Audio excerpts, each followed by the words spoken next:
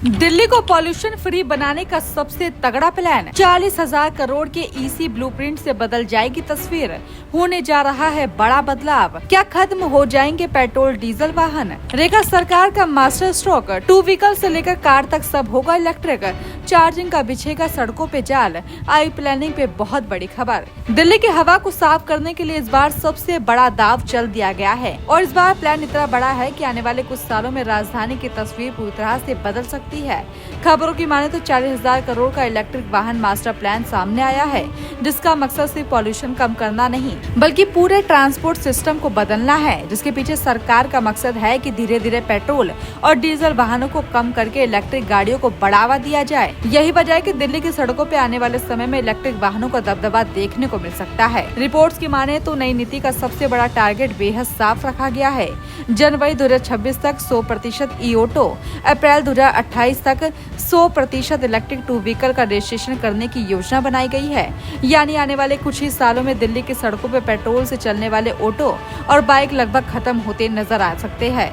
सरकार का मानना है कि 2 व्हीकल और ऑटो सेक्टर इलेक्ट्रिक हो जाते हैं तो पॉल्यूशन में बड़ी कमी लाई जा सकती है, क्योंकि राजधानी में सबसे ज्यादा संख्या इन्हीं वाहनों की है। सरकार ने इस बार सब्सिडी का तरीका भी बदल दिया है। पहले जब सीधे पैसे दिए जाते थे, अब वही स्क्रैपेज मॉडल को बढ़ावा दिया गया है। अगर कोई व्यक्ति अपनी पुरानी BS4 गाड़ी को कबाड़ में देता है और नई इलेक्ट्रिक कार खरीदता है तो उसे 1 लाख रुपए तक का फायदा मिल सकता है। साथ ही 30 लाख रुपए तक की नई इलेक्ट्रिक कारों पर रोड टैक्स और रजिस्ट्रेशन फीस में छूट दी जा रही है। इससे आम लोगों को इलेक्ट्रिक गाड़ियों की ओर आकर्षित करने के लिए कोशिश की जा रही है। चार्जिंग की समस्या को भी सरकार ने गंभीरता से लिया है।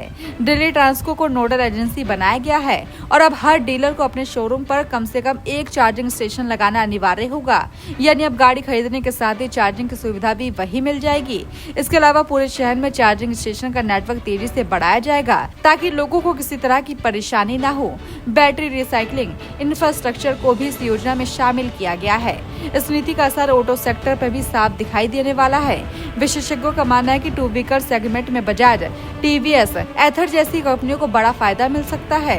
वही कार सेगमेंट में टाटा मोटर्स, महिंद्रा जैसी कंपनियां आगे निकल सकती है। हालांकि पारंपरिक कंपनियों के लिए ये एक बड़ा संकेत है कि अगर उन्हें समय रहते एक रणनीति नहीं बनाई तो इस दौड़ में वो पीछे रह सकती है। यानी यह नीति सिर्फ पर्यावरण नहीं बल्कि पूरी ऑटो इंडस्ट्री को बदलने की ताकत रखती है। देखा जाए तो दिल्ली का ये EV प्लान सिर्फ एक पॉलिसी नहीं बल्कि एक बड़ा बदलाव है जो आने वाले सालों में शहर की पहचान बदल सकता है। अगर ये योजना सफल होती है तो दिल्ली देश के बाकी शहरों के लिए एक मॉडल बन सकती है। हालांकि चुनौतियां कम नहीं है, जैसे इंफ्रास्ट्रक्चर, लोगों की मानसिकता और शुरुआती लागत। लेकिन सरकार जिस तेजी में काम कर रही है उससे साफ है कि आने वाले समय में इलेक्ट्रिक ही भविष्य बनने वाला है। अब नजर इस बात पे होगी कि ये प्लान जमीन पे कितना सफल होता है और क्या सच में दिल्ली पॉल्यूशन फ्री बनने की दिशा में बड़ा कदम उठा पाती है।